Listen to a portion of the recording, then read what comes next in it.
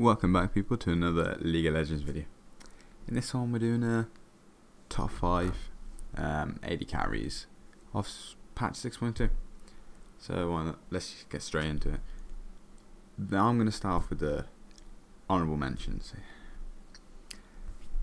I'm going to start off with a Vayne. Now, don't think she should ever really be in like a top 5, like the best AD carry, because she could either be the best or worst depending on your own ability. Like, yes, she scales really well, she does loads of damage, she's really good against tanks, she's really good at 1v1ing. Like, no, really, not another AD carry can really 1v1 at in the late stages of the game. But in the lane phase, you are relying really heavily on your own skill to get yourself through that, and it's not always going to go that well for you. So for that reason, I'm just going to leave her as an honourable mention, and I think that she should be a personal pick and not based on a tier list. Champion I'm going to put number 5 is of course Kalista. She does loads of damage, and she scales pretty well with the kind of items that are in the game at the moment. And if you do get really fed on her, she does snowball really hard. As that Ren just stacks and stacks and stacks on a champion, you pop ye and they're pretty much dead. It's a huge burst, but that only comes once you've attacked them, obviously, a couple times.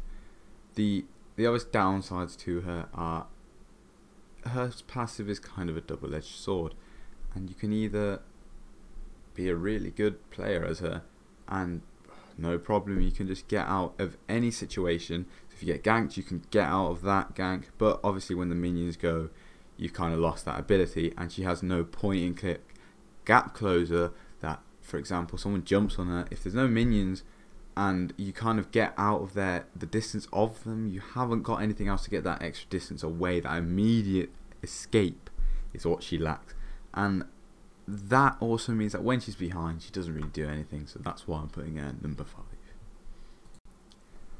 For number 4, some of you may or may not be too surprised at this, I'm going for Misfortune. Now obviously when they changed her so that her ult crit, it made her just suddenly so much of a better champion. And now with Thunderlords in lane, that E, it's just a poke that no one can really counter you, because you're slowing them down, and then you're also getting that Thunderlord's proc, so you're just basically free poke. And what's better than free poke? But at the same time, that is going to push her lane, and also she has no escape, so that can be a problem if you're not ahead, or someone, like I said, jumps on you. You're relying on someone else to get them off you instead of you getting away from them, which is putting more pressure on the team. And when you're in SoloQ, you want to do everything yourself. But still, she does a really large amount of damage. You can turn a team fight over just by ulting, because she'll just wipe out the whole team, especially if she's fed. And that is exactly why I would put her as number 4, because she can carry a team on her own, but she also may struggle if they have a really good jungler or someone who camps you. You're just not going to be able to get away from them. So that's why she's at number 4. Number 3, and my personal favourite, of course, is going to be Lucian. He does such a large amount of damage, and he can get to that stage where he can carry a team really easily, because does so much damage in lane, because he's an AD caster, especially with the Thunderlords. You can Q, auto attack, and there you go. There's your Thunderlords. You've now burst them down. Not many people can counter that burst.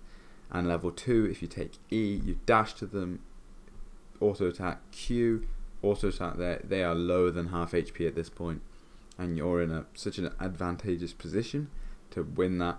Maybe kill them. You come back and you're just snowballing from then onwards. He's got his E as well, so if you do get ganked or do need the mobility, it's right there. And obviously auto attacking someone with, I think, W on them, you're lowering the cooldown of it. So for that reason, I wouldn't recommend Max in second. But he does now scale off, and some champions, like others I'm about to mention, can 1v1 him that bit easier.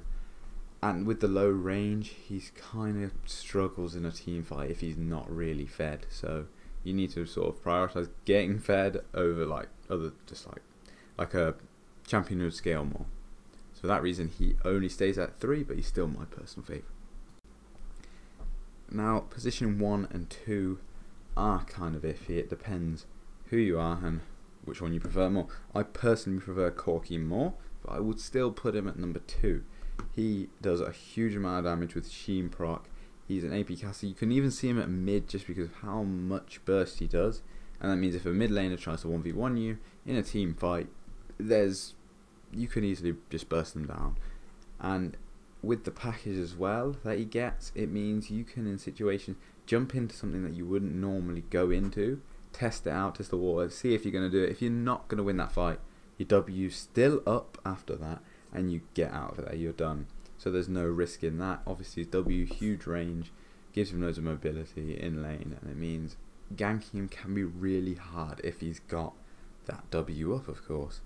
The only downside I can think really with Corki is he does sometimes take a bit of time to get going, and if you're new to him, maybe you might just want to farm in lane, but there's nothing wrong with that because he'll still scale up and just become just unstoppable. Because although he's got that low attack range, he's got spells like his ult and his Q, that long range, just destroys another team in a team up.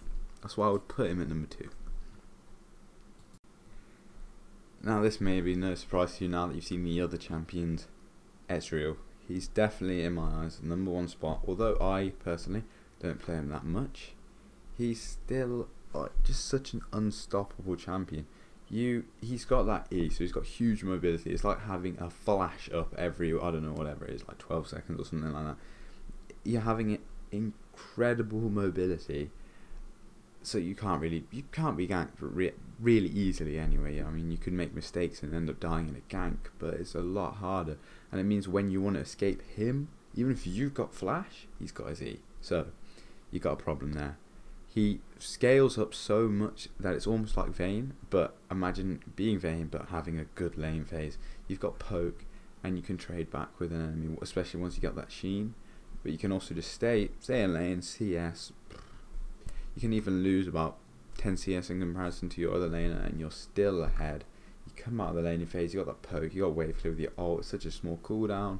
Q with the Iceborne, it's just no wave's going to be able to withstand that. And then when it comes to a team fight, you're just jumping everywhere, just putting in damage left, right and centre, and no one can really stop you.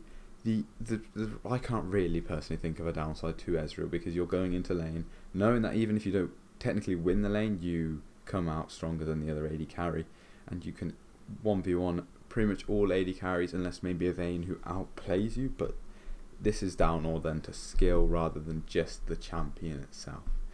Now maybe he can be a bit slower to scale up, but I mean, if you just take your time, you're going to get there anyway, so that's why he's just number 1 spot in my eyes. Of course, if you enjoyed the video, be sure to leave a like rating, subscribe, and give me any feedback in the comment section about how you would improve this or what your opinion is on the tier list. Peace.